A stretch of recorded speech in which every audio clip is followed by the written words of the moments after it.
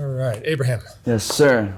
Abraham, where'd you grow up? Where are you from originally? I'm from Jersey City, New Jersey.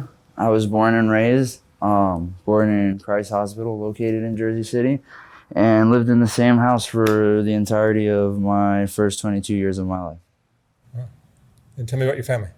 I had an excellent family, stay-at-home mom. Dad owned a business and worked for the state. And they did everything in their power to, provide me a more than great childhood. Anytime I ever needed anything, they were always there for me.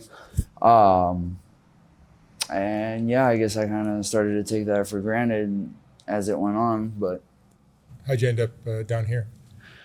all right. So my parents find out that I'm using a substance, and my mom Googles it, finds out that it's heroin. And What age is this? what was that? What age were you? I was 22, 23. Hmm. And yeah, so they sit me down and they're like, hey, you got to do something. Like, you're not going to be in our house doing heroin. It's unacceptable. My parents are very old fashioned, no smoking weed, no drinking, Are you Jewish? No, I'm Colombian and Egyptian. I'm Christian. Okay. As far as religion. So yeah, it was close to Christmas. I agreed to go like after Christmas and New Year's, and I went to a spot in Fort Lauderdale. The first facility was an 80-bed facility in Fort Lauderdale. And I went to that spot, I want to say 6 times back to back. Just never really getting it. You know what I mean? I think I was doing it for the wrong reasons. I was just waiting for the 30 days to be over just so that I can, go back to doing what I was doing. To push forward a little bit, since those facilities had so many people, I got in contact with a lot of people that shared the same problem that I did. And eventually I got tired of going to Florida because it wasn't working, and I thought it was maybe the location. So somebody told me about California, and I went over to California, and not even within my first treatment center did I find out about a get down, I guess you could call it, that involves paying an individual for attending treatment. And that very quickly, how do I word this properly? That very quickly spiraled out of control just because of the amount of funds that were being exchanged in order, There's a term for this, right? Yeah, it's called body brokering. Right. Yeah. There's a movie out about it actually, called Body Brokers. It's a really great movie, and surprisingly, it's pretty accurate as to like everything. The rehab scene is not as simple as just sending an addict to rehab and getting clean. No more. It's really not a thing anymore. Whether it's a legitimate treatment center that doesn't pay the client and just does it the way they're supposed to, there's still somebody receiving like a commission check for that person going through. But where it gets really down and dirty is when that person that receives it, the person on the intake call, ends up sharing it with the client. Because you give a drug addict that just finished 30 days of treatment, $6,000, what do you expect them to do? They're going to go right back to using, you know what I mean? And they very well might die because they lost most of their tolerance. They have an unlimited amount of funds to, get high, and they're in a foreign place where, they don't really know the substances. Fast forward a little bit more. I did really, really well with this, I guess you could call it a job. I linked up with an owner, and we got along really well because he was Middle Eastern as well. My father's Egyptian, I speak Arabic, and so does he. So we quickly built a lot of trust, and I could tell that like month after month after month, he was trying to introduce me to more and more and more of the business. And my dad has no idea what's going on. You know what I mean? He just sees the how do I word this? The face that they want to show. You know what I mean? Like, he's spoken to the man before, but he has no idea what the man's doing. And he thinks he's a great guy. So my dad's really happy. The owner's calling him every so often, like, hey, your son's killing it. And meanwhile, you know, it's killing it in a different way. It's not, you know, killing it like being sober. And then, you know, it worked out really well. I ended up buying a vehicle, a nice vehicle too, a BMW. And then I bought myself a Lexus, kind of like just, I had money floating around that like I really didn't know what to do with. And this was the first time I've ever had it like that. And this was all through the body brokering. Right, yeah. And then I got myself an apartment, a condo in Santa Monica right off the promenade. And this lasted for, I'd say, about 6 to 8 months, mostly sober, smoking weed here and there, and maybe a like cup of lean or something like that. But my life, what I thought was so good was that I knew that if I picked up all that, everything that I built up was going to be, you know, thrown in the garbage. Anyway, moving forward, I start hearing rumors about the owner and the program director that are there, and you know, everyone's got something to say about people that, you know, are in this industry. So I took it with a grain of salt, and then I started seeing things firsthand that started to prove some of the facts that, you know, were being told to me, and I really didn't want to believe it, but it was so an example, one that really hurt me a lot was there was a client that was 18 years old, and she came from, I want to say, Washington State, with a alcohol and cocaine problem. And, you know, she started getting into the whole thing. And one day something went wrong with either the payment or like an argument. And she started screaming in the middle of the office with like the therapists who don't know, and the clinical directors and all that. They don't know a thing about, you know, everything that's going on. And, you know, he warned her once, warned her twice. And then 2 days later, I found out that she was found in her hotel room, which is owned by the same owner of the treatment center. He owns the hotel. Dead with overdose on fentanyl IV. And this is a 18-year-old girl that's never used a syringe, never used heroin, never mind fentanyl. So that kind of like, you know, that it seemed really, really sketchy. Like, I don't think she would do something like that. You know what I mean? And then a couple more instances like that where like I wasn't very sure, but like, you know, I got really bad feelings. And then the one that topped it off was a client actually got shot in the head, and it's all because this client was sharing in group a lot of details that I guess weren't appropriate in the owner's eyes. And, you know, I guess that's how he deals with it. He sat him down a couple times, and then, you know, when I found out that happened, that was like, that solidified everything. Like, you know, it's right after 2 days after he like spent a half hour in group talking about it, and he ends up shot in the head 2 blocks away from the IOP. Where is this facility located? In Hollywood. Okay, it's enough info. Yeah. It's yeah. It's yeah. So anyways, I kind of get myself out of it, just for like my own sanity, because I'm starting to feel really bad that like, you know, I'm making the money on top of like, and I'm doing it myself as well. Like, I'm putting myself into treatment so that I can be with the people that I'm putting, and like they can trust me. You know, there's a whole bunch of shit going on, and I'm like, you know, I need to like take a step back and like get away from it. So I put myself in Orange County instead of Los Angeles, and I was like, you know, it's slow paced. And I look for the first results on Google, so it'll be organic, you know, like not a body brokering facility. And sure enough, 2 weeks in, I meet somebody from New Jersey, which is where I'm from. And I actually knew him in New Jersey. And he's driving a BMW. And I'm like, hey, man, like, you've been here only like 3 weeks, 4 weeks. Like, what's going on? And he's like trying to tell me the whole thing. And I'm like, dude, like, I just finished this like in Los Angeles. And so it kind of died off at that point. A week later, it got brought up again. And he said that like he was going through my Instagram and saw like some of the belongings that I had acquired through it.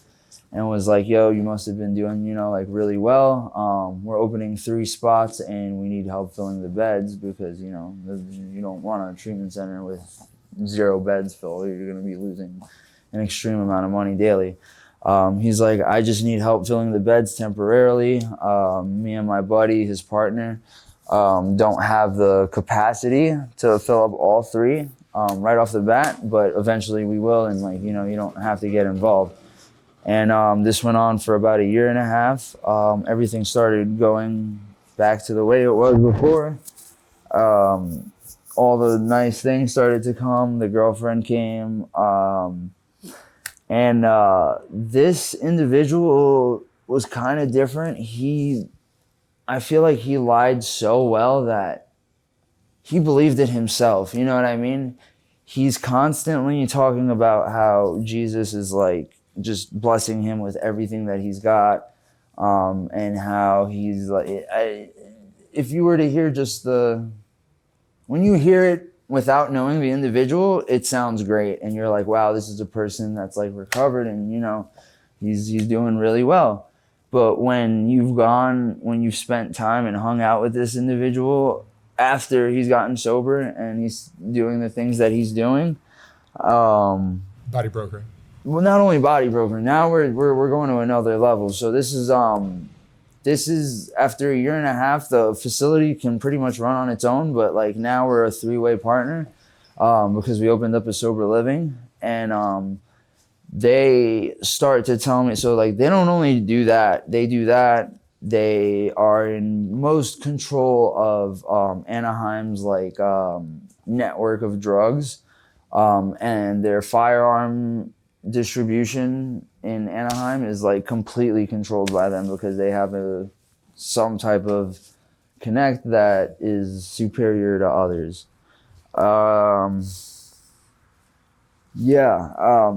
So they slowly start to tell me about these things, and I'm like, hey man, like that's not really me.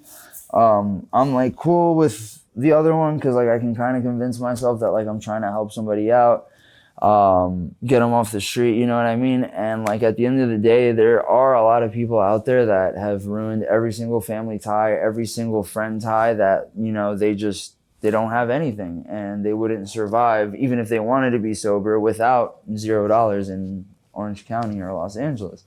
So there are the few, like 5% of people that like take the money and actually, do what they're supposed to. But those other activities were completely like out of I never saw myself doing it. I didn't want anything to do with it. And we made that clear. Another year goes by, I still have the same girlfriend, and my girlfriend wants to start doing this thing, and I'm like, hey, this is a really bad idea. Things go on in these places that like I really don't want you to be exposed to, like. So the buddy of mine, the original partner, and her start to like kind of get close, and he invites her and me to go hiking in the Mojave Desert with his, I want to say, fiance and 2 kids, and so we agree, and we're like, yeah, it sounds like a great idea, like sober fun. And we're walking, and a park ranger comes by, and my buddy's like, hey man, hold this book bag, bro. Like, and I'm like, why? He's like, because we got the 2 kids with us, and I have a felony, and I'm not supposed to be carrying like any type of weapon. And I'm like, why did you bring like a weapon to the Mojave Desert? Like, that's not, there's a bobcat or, I don't know.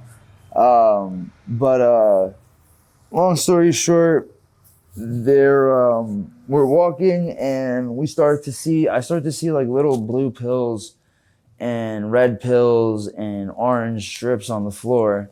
And it was there were Perk 30s, Adderalls, and Suboxones. And come to find out that these two, the partners, and behind my back, but using my money, in the share of the company, were having drop-offs in the desert from God knows who, you know what I mean, of thousands of pills, which they would then push on to whoever they wanted to, mainly the clients. And they were all fake pills. The Perk 30s were all fentanyl pressed. The Adderalls were all meth pressed. And the Suboxone was Suboxone. And then, so the package exploded apparently, and we're looking everywhere for it. It takes hours. And then we finally find the package.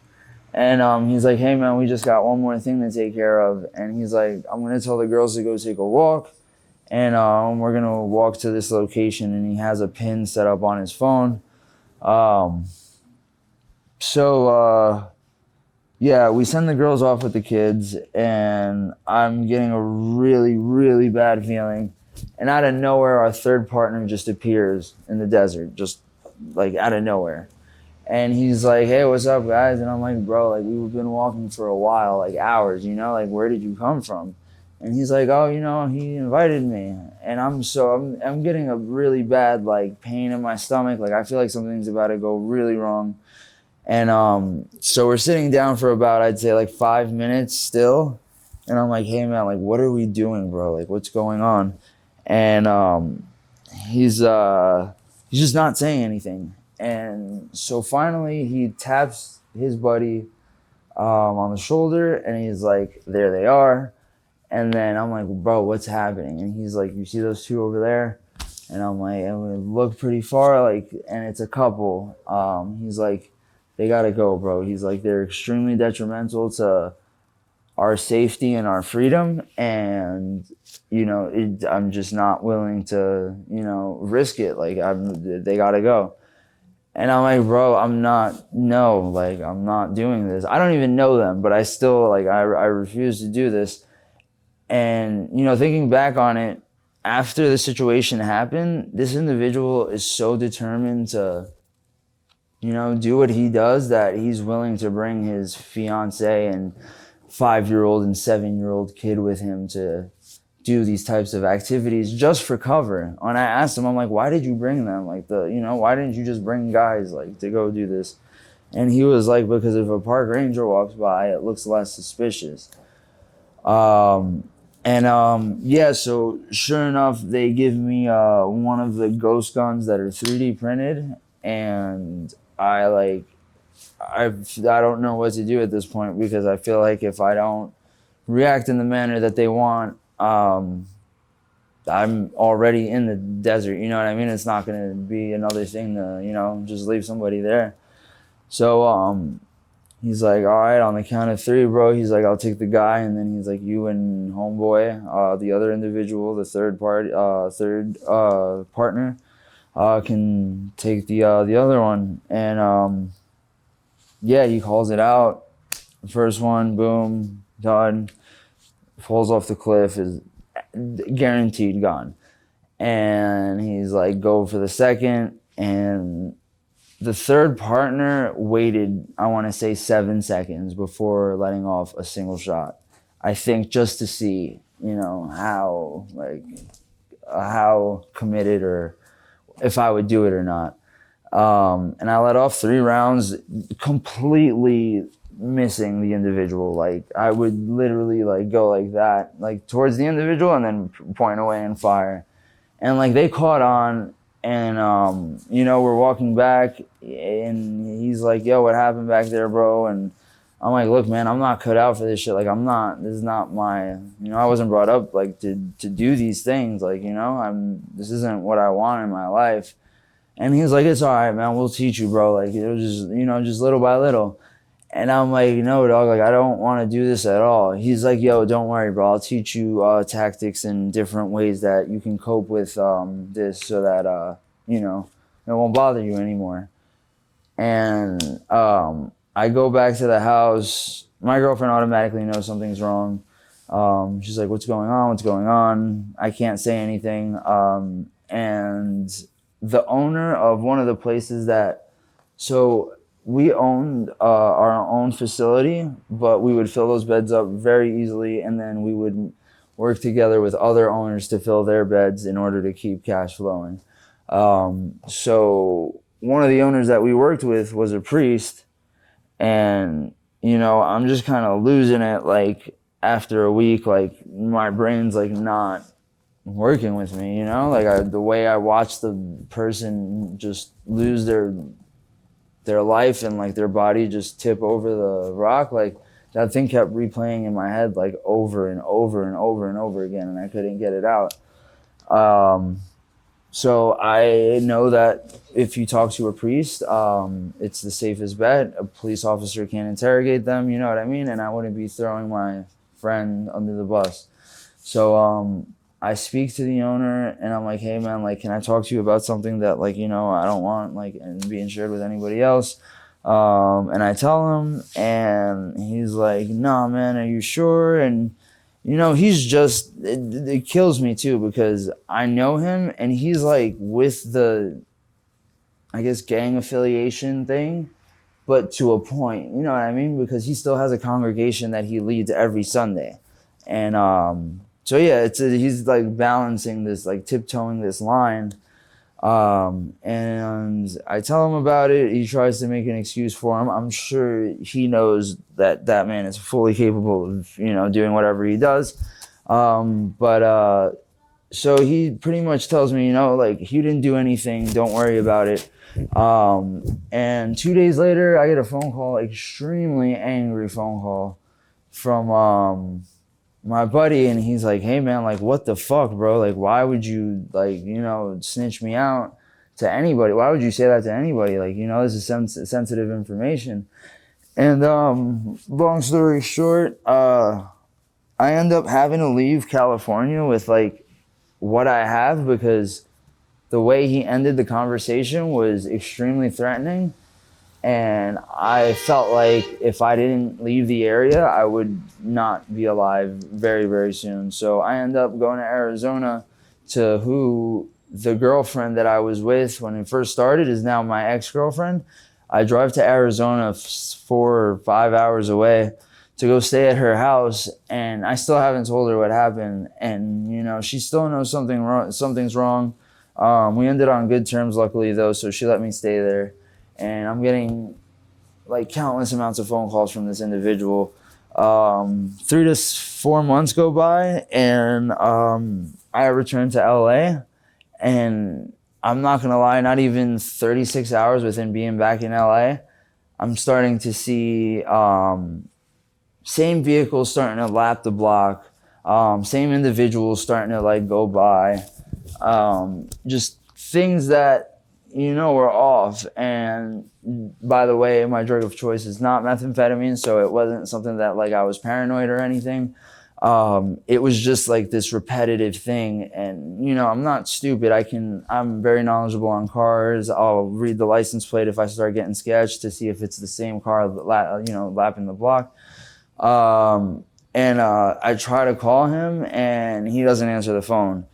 And, I try to call him again and again and again and again. And so I leave again to Arizona, return after 4 months again, and same thing happens. And this time I'm like, I can't like keep running. Like I got to do something. So like I start trying to get involved in a program and like, do what I'm supposed to. And sure enough, even at the meetings, there's cars that would just park in the parking lot and not go inside and just sit there. And like the people looked so sketchy, and the car would be full. And so I'll end it here.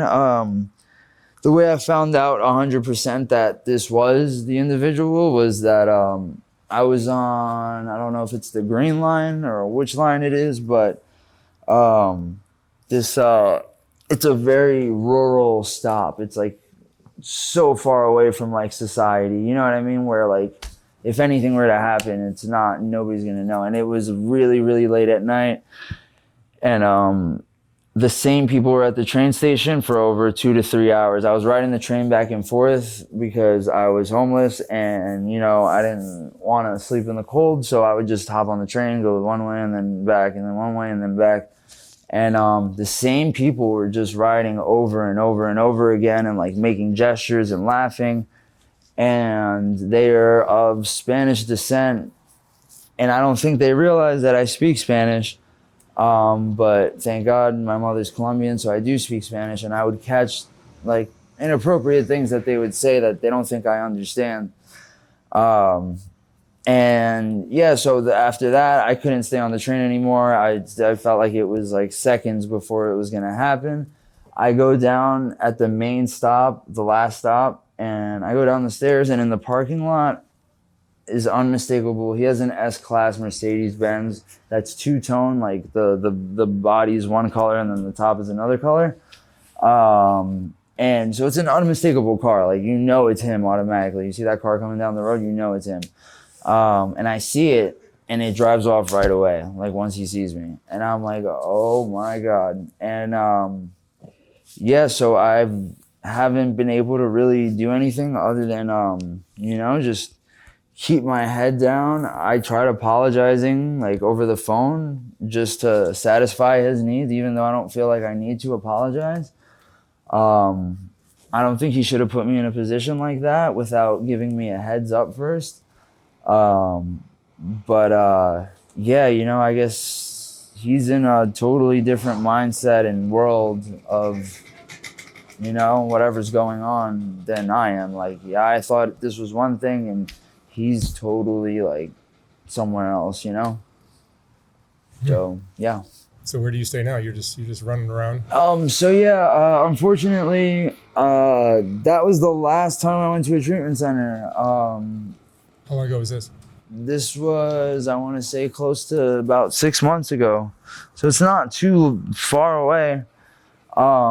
But it's just really unfortunate because the whole time I was marketing, I was still running my insurance as if I were, so it's like I was constantly in treatment. And I've completed countless amounts of treatment. I want to say 50 to 60.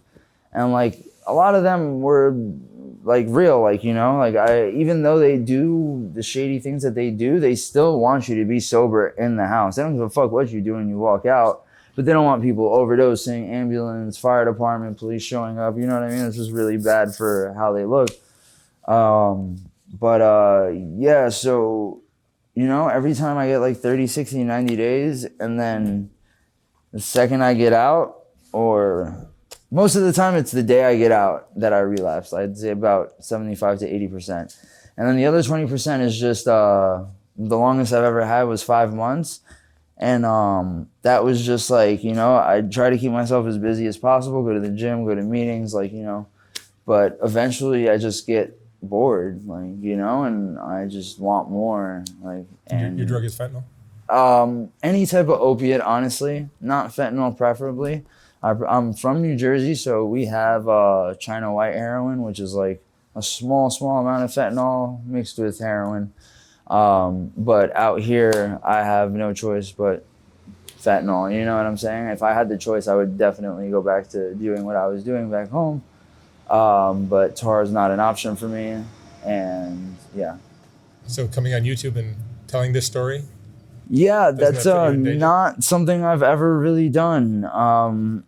And, I'm definitely going to follow up on the video and, see what kind of comments come up. But, I'm usually very, I don't want to say secretive, but very quiet about the circumstances that surround this, just for the fact that the way I was raised by my family, since they're both from different countries and born in those other countries, it's very unacceptable to speak about family things outside of the family. You know what I mean? It's kind of like the mob. Like, what happens in the family stays in the family. Like, we'll take care of it. Like, nobody needs to know. And that prevented me from, like, really sharing a lot of things in treatment for the first 10 to 15 times. And then eventually I started to realize, like, my dad told me, he's like, fuck that. Like, say whatever you need to say to like just whatever gets you to stop, just like, please. And it kills me because my dad used to hassle me. So I graduated from NYU with a 3.8. My dad used to hassle me about like my efforts on projects, the amount of time that I would study, you know what I mean? Like a proud father. And like, I had a full-time job with AT&T as well. And I'm juggling both those things, and he's still like on my ass about things like, you could have did this better, could have did that better. And it just kind of kills me to see that now. It's like just stop using, like forget school. Like I'm supposed to go to, since I graduated with my bachelor's, I was supposed to go to law school at NYU, and I got accepted. But I had this whole problem, so I sent them a letter saying I had a medical emergency that I needed to take care of. This was like 2 years ago. And it's just been, I've never returned. I thank God that my use started at the end of my senior year, because it got very nasty very quickly, and there's no way that I would have graduated had it started any earlier. But yeah, it kills me to see the expectations that my parents had, and what they wanted from me, to where they're still like providing so much support, like talking on the phone like, you can do it, you can do this, but like all they want me to do is like just not use, like, just do whatever. Like, he's like, I don't care what you do. Like, do you feel like that's even an option for you? It is. It's easy for me to get sober. Like I said, I've done it 50 to 60 times to detox. I can go through it like nothing. It's the longevity that like eventually I just, like, I don't know. I crave the mixture of chaos, the feeling, the not caring about anything other than myself, which sounds really nasty hearing it come out of my mouth, but it's the truth. That's what it is. It's, like when I'm doing the other things, like being sober, I have to take care of car payments, car insurance. I'm sending gifts to my mom, gifts to my dad, all these things. And then when I start using, I can just cut myself off, and like, I don't have to do anything other than just focus on getting a sack for the day and, staying well. Which is really sad. How old are you? I'm 27. 27. Yeah. I mean, sharing the story. This is the first time I've ever shared this story with anybody. Might actually help protect you rather than make you more vulnerable. Right. I really do hope so. Because a couple hundred people will probably see this video. Right. Yeah. That might actually help you stay safe. Yeah. I mean, it's not even a matter of me. It's to the point where I refuse to put anybody in treatment ever again for, payment. I won't even put them in treatment, like, period. I'll tell them to just go to Google, because I can't, like, but how many of the treatments are like this, you think? 80% in California right now, 80%. But it goes on in other states too. Yeah. Florida is the original state that started it. It just got so out of hand that it became way too obvious, and they decided to move all the top people that had already made their money in Florida and were able to make it over here, came over here and started just popping them up left and right. And, apparently it's not that difficult to open a treatment center. I owned a sober living under my name, and I was running UAs, like charging insurance companies, like it's nothing. And it's really, really simple. And since it's in California has a special law that you can run it out of a house. So we were doing it out of an Airbnb. We didn't even rent the house, lease the house, own the house. We were doing it out of Airbnbs. And yeah, just because we didn't have the capital to, provide for the lease or, the credibility in the beginning. And, it's just crazy how lucrative and how easy it is to just fall into the the wrong path. You're more than likely to come across the wrong path than the right path in treatment nowadays in California. And it's really sad because somebody out of the group of 30 or 50 or whatever amount of people knows about it, and they're going to tell you about it, and you're going to be pissed that you're spending your 30 days and he's getting 5,000, 6,000, 8,000, and you're getting nothing. And yeah. Wow. Abraham, thank you so much for sharing the story. Thank you. Thank you for having me. Stay safe. Yes, sir. I wish you the best of luck. I'd love to hear that you're in law school one day. Yes, sir. I really want to finish that, man. I don't want to throw that bachelor's degree away. It's kind of useless right now because, without the law school, it's not. It's nice to hear your parents are still sticking by you too. Yeah. Thank you very much, man. Thank you. God bless.